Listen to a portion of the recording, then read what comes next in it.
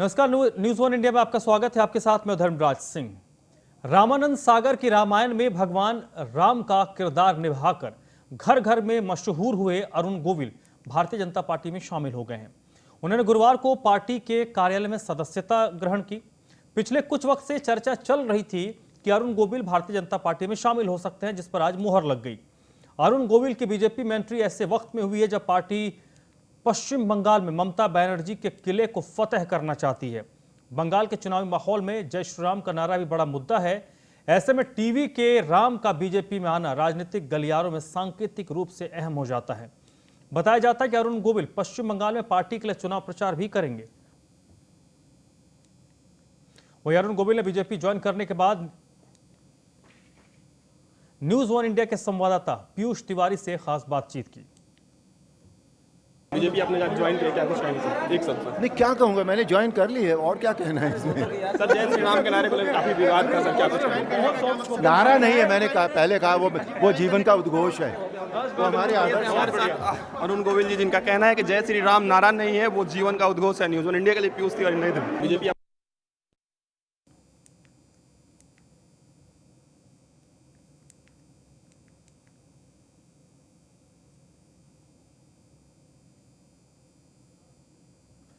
चलिए बढ़ते आगे। अपना दल के लोग आम आदमी पार्टी में आज शामिल हुए हैं। केजरीवाल सरकार की नीतियों से प्रभावित होकर उत्तर प्रदेश के कई लोग आज आम आदमी पार्टी में शामिल हुए हैं।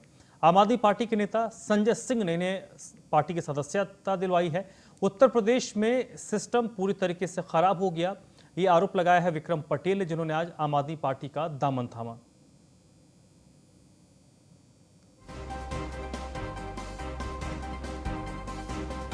आज उत्तर प्रदेश के कई सारे आम आदमी पार्टी के नेताओं ने अपना दल के नेताओं ने आम आदमी पार्टी का दामन थामा है और सभी को आम आदमी पार्टी के राज्यसभा के सांसद संजय सिंह ने पार्टी की सदस्यता दिलवाई है।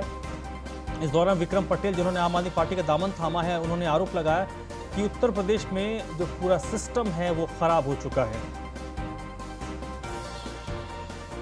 आम आदमी पार्टी का दामन थामने को लेकर जब उनसे सवाल पूछा गया तो उन्होंने कहा कि वो आम आदमी पार्टी की नीतियों से काफी प्रभावित हैं और आम आदमी पार्टी के नीतियों से प्रभावित होकर आम आदमी पार्टी की सदस्यता इन्होंने ग्रहण की है।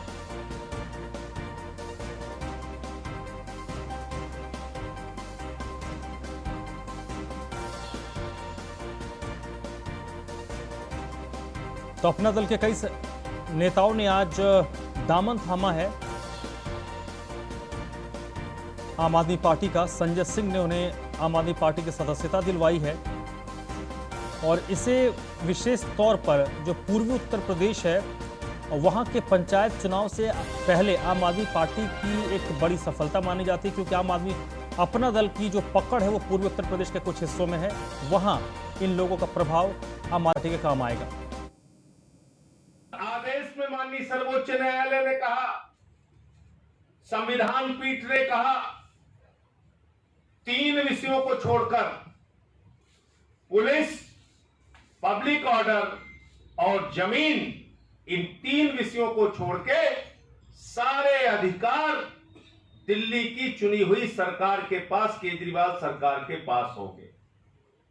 और जब से यह फैसला आया, आपको याद होगा, दिल्ली के मुख्यमंत्री को मोहल्ला क्लिनिक पास कराने के लिए 9 दिन अपने कैबिनेट के साथ धरने पर बैठना पड़ा, एलजी के घर पर धरने पर बैठना पड़ा। लेकिन जब से यह फैसला आया, काम करने में सुविधा हुई, विकास के तमाम कार्यों को गति मिली, शिक्षा के क्षेत्र में, स्वास्थ्य के क्षेत्र में, बिजली के क्षेत्र में, पानी के क्षेत्र में, महिला सुरक्षा के क्षेत्र में। आम आदमी पार्टी ने कहा है कि दुनिया के सबसे ज्यादा प्रदूषित शहरों की सूची में 8 शहर भारत के हैं। इससे साफ जाहिर होता है कि केंद्र सरकार ने देश का प्रदूषण कम करने के लिए कोई ठोस उपाय नहीं किए हैं। पार्टी ने कहा कि इस नाकामी के लिए पर्यावरण मंत्री प्रकाश जावड़ेकर को इस्तीफा देना चाहिए। आम आदमी पार्टी के प्रवक्ता सौरभ भारद्वाज ने गुरुवार को एक प्रेस कॉन्फ्रेंस के दौरान कहा कि पर्यावरण प्रदूषण चिंता का कारण बना हुआ है। दुनिया भर की सरकारें इससे कम करने के लिए अपने स्तर पर प्रयास कर रही है, लेकिन भारत ने इस मोर्चे पर कोई ठोस कदम नहीं उठाया। इसी का परिणाम है कि दुनिया के सबसे ज्यादा प्रदूषित शहरों में 8 शहर भारत के हैं। उन्होंने कहा कि भारत जैसे देश के लिए ये एक शर्म की बात होनी चाहिए और उनके पर्यावरण मंत्री को अपनी जिम्मेदारी स्वीकार करनी चाहिए। सौरभ भारद्वाज ने कहा कि केंद्र सरकार के इस रवैये के उलट दिल्ली सरकार ने राजधानी में प्रदूषण कम करने के लिए जमीनी कदम उठाए, जिसका परिणाम नजर आया और दिल्ली का प्रदूषण 15% तक कम हो गया। आम आदमी पार्टी के नेता के मुताबिक इस सफलता दिल्ली में ई वाहनों को बढ़ावा देने, लोगों को 24 घंटे बिजली देने, लोगों को निजी वाहनों की तुलना में सार्वजनिक वाहनों के उपयोग के लिए बढ़ावा देने और दिल्ली की हरियाली बढ़ाने से हुई है। जबकि इस दौरान केंद्र सरकार ने राजधानी में स्थित पावर प्लांट्स के जरिए हो रहे प्रदूषण को खत्म करने के लिए कोई ठोस कदम उठाने से इनकार कर दिया।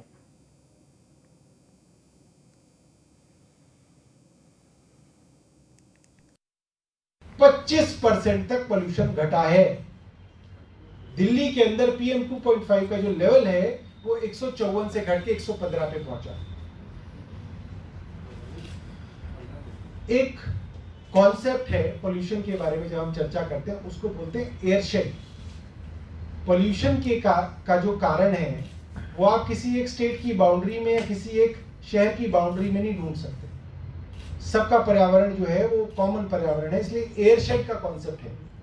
अगर आप दिल्ली की बात भी ले तो जितने भी पर्यावरण विशेषज्ञ हैं वो ये बात मानते हैं और ये बात कहते हैं कि दिल्ली के 300 किलोमीटर आसपास अगर पोल्यूशन के सोर्स हैं, अगर प्रदूषण के सोर्स हैं, तो उसका जो सीधा सीधा असर है जो दिल्ली पे पड़ता है। और अगर आप दिल्ली को देखें तो दिल्ली ने पिछले 5 सालों के अंदर कई ऐसे कदम उठाए जिसकी वजह से दिल्ली के अंदर पोल्यूशन कम हुआ है। ऐसा नहीं अपने आप ही हुआ है। सबसे बड़ी चीज, दिल्ली के अंदर 24/7 पावर सप्लाई आती है। हमेशा यहाँ पे 24 घंटे बिजली आती है। एक आध कहीं पे फॉल्ट आ जाए तो बात अलग है, वरना कहीं लोड शेडिंग का कॉन्सेप्ट नहीं है। इसलिए दिल्ली के अंदर 4 लाख डीजल जनरेटर सेट जो चला करते थे वो बंद हो गए हैं पिछले 3-3.5 सालों से, जिसकी वजह से दिल्ली का प्रदूषण घटा है। और अगर आप हरियाणा और उत्तर प्रदेश में देखें और आप अपने मित्रों के घर या दुकानों या मॉल में जाएं, नोएडा, ग्रेटर नोएडा, गुड़गांव, तो 8 से 10 घंटे बिजली गायब रहती है जब डीजल के जनरेटर सेट से बिजली चलती है और वो काला धुआं, जहरीला धुआं जो है पर्यावरण में छोड़ते हैं और उससे दिल्ली को भी पूरा नुकसान होता है। कई सालों से NGT, CPCB और सुप्रीम कोर्ट कह रहा है, मगर जब दिल्ली के अंदर सारी चीजें बैन कर दी जाती हैं उस वक्त भी हर साल नोएडा, ग्रेटर नोएडा और गुड़गांव की सोसाइटीज को और मॉल्स को ये लाइसेंस दिया जाता है, स्पेशल परमिशन दी जाती है कि आप अपने जनरेटर सेट चलाएंगे। ये हर साल का काम है। दूसरा, दिल्ली के अंदर कोयले से चलने वाले 3 प्लांट हुआ करते थे, IP एक्सटेंशन, बदरपुर, इंद्रप्रस्थ, बदरपुर और एक और हमारा ये राजघाट। Thank you Mohit ji. दिल्ली ने तीनों थर्मल पावर प्लांट्स बंद कर दिए, मगर दिल्ली के 300 किलोमीटर के दायरे के अंदर, जिसको हम NCR कहते हैं, वहां पे 13 कोयले से चलने वाले प्लांट आज भी चल रहे हैं। 2015 से सुप्रीम कोर्ट ऑर्डर देके कह रहा है कि इन प्लांटों को बंद किया जाए, इनकी पुरानी टेक्नोलॉजी को नई टेक्नोलॉजी में बदला जाए, मगर इसके बावजूद हर 2 साल बाद इनकी जो डेडलाइन है वो पूरी हो जाती है, ये अपना काम नहीं करते हैं। और केंद्र सरकार, एनवायरमेंट मिनिस्टर प्रकाश जावड़ेकर इनकी डेडलाइन हर बार 2 साल बढ़ाते हैं। क्या साठगांठ है प्रकाश जावड़ेकर की कोयला की लॉबी के साथ, ये मैं नहीं जानता, मगर हर 2 साल बाद एनवायरमेंट मिनिस्टर इनकी डेडलाइन बढ़ाते हैं और ये जहरीला धुआं दिल्ली के NCR के पर्यावरण में लगातार 24 घंटे। दिल्ली के सिंगू बॉर्डर पर किसानों ने अपने ट्रैक्टर ट्रॉलियों में AC लगवाना शुरू कर दिया है। अब गर्मी का मौसम बढ़ने लगा था तो लोगों को भी अनुमान था कि किस तरह से इस भीषण गर्मी में किसान सड़क पर रुक पाएंगे, लेकिन किसानों ने यहां अपना गर्मी से बचने का इंतजाम शुरू कर दिया है। किसानों का कहना है कि AC रोहतक के एक शख्स ने आकर डोनेट किया है और कहा है कि किसानों को गर्मी में कोई तकलीफ ना हो, उसको देखते हुए उस शख्स ने हमें AC दिया और अब यहाँ AC चल रहा है। यहाँ पर बिजली की भी व्यवस्था है। किसानों ने कहा कि बिजली नहीं भी आए तो उनके पास जनरेटर का विकल्प है, जनरेटर भी यहाँ पर लाए गए हैं। किसानों ने कहा कि जब तक सरकार तीनों कृषि कानून वापस नहीं लेगी वो यहाँ से नहीं जाएंगे।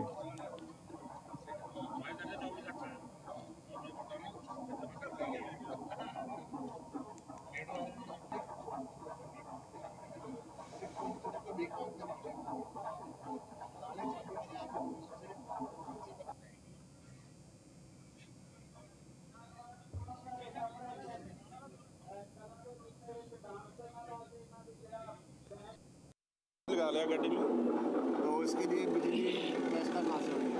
बिजली आती है इधर तो ऐसी लग नहीं पाएंगे तो दिक्कत तो आएगी, आप मानते हैं ना। हाँ पखे भी लगा ले लोगों ने, पंखे भी लगा ले। तो भी और ऐसे कितने इंतजाम किए गए हैं किसानों द्वारा यहाँ पर? जितनी के लोगों जो लोड आने के कर लिया। तो इलाके के लोगों को सहयोग मिल रहा है यहाँ पर। जहांगीरपुरी में 15 वर्षीय बच्ची का बाल विवाह करवाया गया। दिल्ली महिला आयोग ने बाल विवाह को रुकवा दिया। लड़की का धर्म परिवर्तन करके निकाह हो रहा था। तो जहांगीरपुरी का ये मामला है जहां पर एक 15 वर्षीय बच्ची का बाल विवाह करवाया जा रहा था। हालांकि मौके पर दिल्ली महिला आयोग की टीम पहुंच गई और उन्होंने बाल विवाह को रुकवा दिया। बताया जा रहा है कि लड़की का धर्म परिवर्तन करवाया गया था। अध्यक्ष स्वाति मालीवाल के नेतृत्व में यह जहांगीरपुरी टीम पहुंची थी और मौके पर पहुंचकर इस बाल विवाह को रुकवाया है।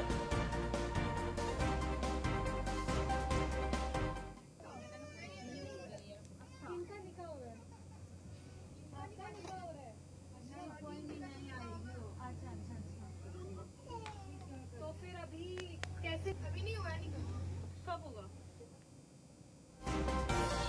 तो जहांगीरपुर में एक 15 वर्षीय नाबालिग बच्ची का बाल विवाह करवाया जा रहा था, लेकिन मौके पर दिल्ली महिला आयोग की टीम उनके अध्यक्ष स्वाति मालीवाल के नेतृत्व में पहुंची और इसको रुकवाया है। प्रधानमंत्री नरेंद्र मोदी के लोकल फॉर वोकल के सपने को एक युवक ने पूरा किया है। युवक ने एक ऐसा ऐप डिजाइन किया है जिसके जरिए आप ऑडियो, वीडियो लाइव और स्ट्रीमिंग चैट का प्रयोग कर सकते हैं, जिसमें डाटा भी कम खर्च होगा। चाइनीज ऐप को टक्कर देने के लिए हमारे देश के प्रधानमंत्री के आह्वान, लोकल फॉर वोकल की अपील पर युवा क्षितिज सिंह महज 18 साल की उम्र 3 ऐप को एक कर मिस्ट नाम का एक ऐप डेवलप किया है, जिसको आज लॉन्च किया गया। इस ऐप की खासियत यह है कि आपको chat, video calling, audio calling के लिए अलग अलग ऐप की जगह एक ही ऐप का इस्तेमाल कर पाएंगे। उससे आपका डाटा भी कम खर्च होगा और ऐप लो नेटवर्क में काम करेगा। ये इसकी सबसे बड़ी खासियत है। हम बात करते हैं, जब आप पूछते हैं मेरे से कि इस ऐप की सोच कहाँ से आई, so again I will say मैं बेस्टोन की विजन से बहुत इंस्पायर्ड हूँ। मैं बेस्टोन के विजन को ही हमेशा फॉलो करता हूँ और मैं अपने हर बिजनेस में उसी को करने की कोशिश करता हूँ। सो अपॉर्चुनिटी वाली बात होती है और ऑल वी गेट अपॉर्चुनिटी मिलती है। एक नए तरीके से प्रेजेंट करना था, मार्केट में कुछ प्रेजेंट किया। जो इसको यूनिक बनाता है वो इसका बेस ही है। मैंने 3 ऐप्स को आज तक कोई भी ऐप नहीं कर पाया ऐसा। 3 एक एप्लीकेशन के ऊपर 3 प्लेटफॉर्म डिफरेंट रन करने वाला। मैंने इसमें सबसे बड़ा यूनिकनेस इसकी यही है। Thank you so much. अच्छा, इसमें ये इससे कितना फ़ायदा होगा लोगों को, कितने जो, क्योंकि डाटा भी इसमें शायद लगता है कि कम लगेगा। यस, बिल्कुल, इसमें डेटा बहुत कम यूज़ होगा और ये लोएस्ट डेटा पे भी रन करेगा बहुत इजीली। लोगों के लिए सबसे आसान वाली चीज़ ये है कि आपको डिफरेंट स्विच नहीं करना है, आपको एक ही ऐप में सब कुछ मिल जाएगा। क्या क्या मिलेगा एक ऐप के अंदर? आपको सोशल शेयरिंग मिल सकती है। You can share your thoughts, you can share your images, videos, etcetera. You can go live over the platform.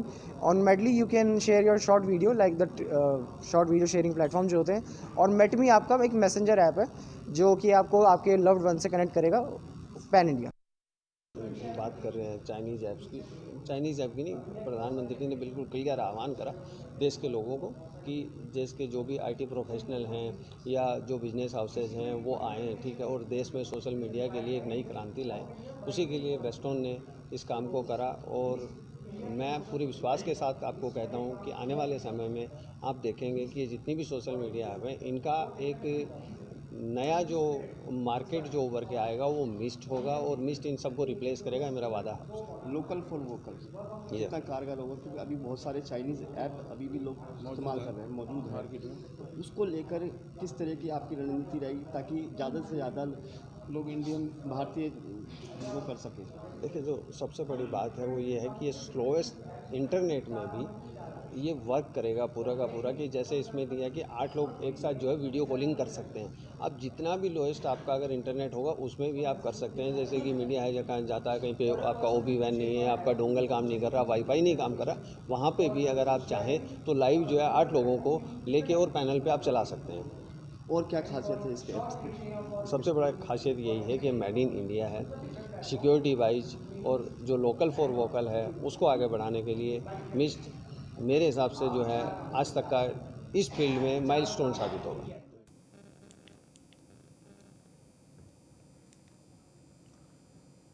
Delhi में बदमाशों के हौसले लगातार बुलंद हैं। राजधानी दिल्ली की जनता की सुरक्षा अब राम भरोसे है।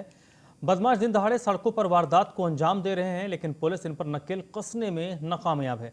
इतना ही नहीं, लोग अपने घरों के आसपास भी सुरक्षित महसूस नहीं कर रहे हैं। घटना पूर्वी दिल्ली के प्रीत विहार इलाके की है, जहां शाम एक महिला अपने घर के आसपास किसी काम से जा रही थी। तभी दिन दहाड़े सड़क पर 2 बाइक सवार बदमाश महिला के गले से चेन झपट कर फरार हो गए। चेन स्नैचिंग के दौरान धक्के में महिला सड़क पर गिर गई और घायल भी हो गई। पूरी घटना सीसीटीवी में कैद हुई है। हालांकि महिला ने बताया कि शोर मचाने पर आसपास के लोगों ने उन्हें पकड़ने की कोशिश की, लेकिन वो फरार हो गए।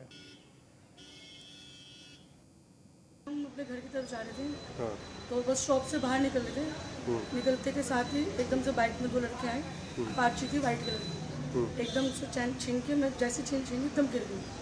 तो मेरे साथ जो लड़की थी वो पीछे भी भागी है और एक जने ने रोकने की कोशिश भी करी, पर वो बहुत स्पीड में निकल गई। तो कहीं चोट वगैरह भी लगी आपके? लगी। अच्छा, अभी क्या कुछ कर रही है पुलिस इसके ऊपर? पुलिस आई हुई है, क्या कुछ कर रही है? आई है पुलिस, कर रही है। कुछ दिखा सीसीटीवी के अंदर? कुछ दिखा? क्या कुछ दिखा उनको सीसीटीवी? उनको क्लियर नहीं दिखा, मतलब पता तो चल गया। हाँ, क्या कुछ पता चला उनको पुलिस को? यही जो सारा शो हो गया उनको कैमरे के अंदर पूरा रिकॉर्ड है। जिस तरह से वारदात दिन दिहाड़े हो रही है, कहीं ना कहीं पुलिस के ऊपर सवालिया निशान नहीं खड़ा होता है? हाँ, हम गलत तो है, दिन दिहाड़े हो रही चीज़ गलत है, दिन दिहाड़े हो रही है जो। तो क्या कहना चाहेंगे प्रशासन को या दिल्ली पुलिस को? जिस तरह से है, आप तो गली में घूम रहे हैं, अपने घर के पास घूम। सेफ ही नहीं, हम जब घर के बाहर सेफ नहीं है तो आगे कहाँ जाएंगे बताओ? घर बिल्कुल गली के कोने पे हो रहा है, जब तो बाहर कहाँ जाएंगे? सेफ ही नहीं कहीं। शिकायत दे रही है? हाँ, बताइए बताइए। यही कि 4 बजे टाइम जब हो रहा है, रात को तो निकलना फिर इम्पॉसिबल ही हो गया। नहीं, दम भरती है दिल्ली पुलिस की आप सेफ हैं? आप नहीं, हम तो सेफ नहीं। और ये वो सीसीटीवी फुटेज हो जिस वक्त आप देख रहे हैं। महिला घर के बाहर थी और ये देखिए चेन, ये देखिए, और चेन जब वो छीनता है तो महिला गिर जाती है। ये देखिए 2 लोग बाइक पे बैठे हैं और ये महिला गिर जाती है। और महिला जब चीखती चिल्लाती, देखिए कुछ लोग दौड़ते हुए निकलते भी हैं, लेकिन तब तक वो फरार हो जाते हैं।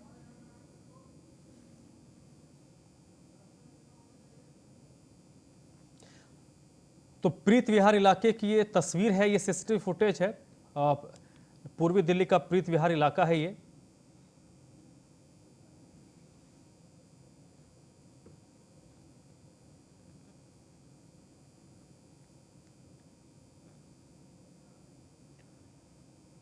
दिल्ली में लूट का विरोध करना एक महिला को इस कदर भारी पड़ गया कि उसे विरोध की कीमत अपनी जान की बाजी लगाकर चुकानी पड़ी है।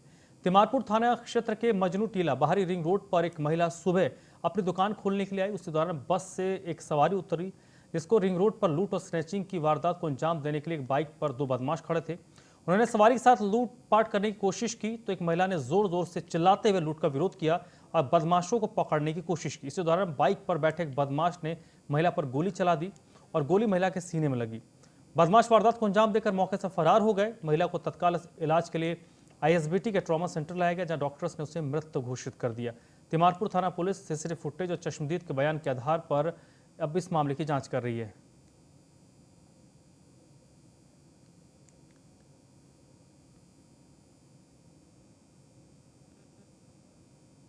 गोली लग गया, मैं तो यहाँ मिला ही नहीं है, चले गया अस्पताल में। मैं तो ऐसे, मेरे को डेड बॉडी नहीं मिला। क्या करते थे आपके जो बहन थी? मेरे बहन दुकान में रहता है। दुकान चलाती थी? हाँ जी, बस दुकान चलाता है। शादी हो गई थी उनकी? 2 बच्चे हैं। 2 बच्चे थे। पति क्या करते हैं उनके? पति भी यही रहता है दुकान में। ये लड़का ये दुकान ही चलाते हैं? दुकान, किसी से कोई दुश्मनी? कोई दुश्मनी कुछ पता चल पाया कौन था आखिर वो? नहीं पता चला। नहीं पता चला। आप क्या कार्रवाई की मांग रहे हैं? क्या कार्रवाई चाह रहे हैं आप लोग? उसको तो कार्रवाई करना चाहिए। ऐसे 2 बच्चों को, अम्मा को ऐसा कर दिया। किसी से दुश्मनी नहीं है, किसी से लड़ाई नहीं है, उसको तो सजा देना चाहिए।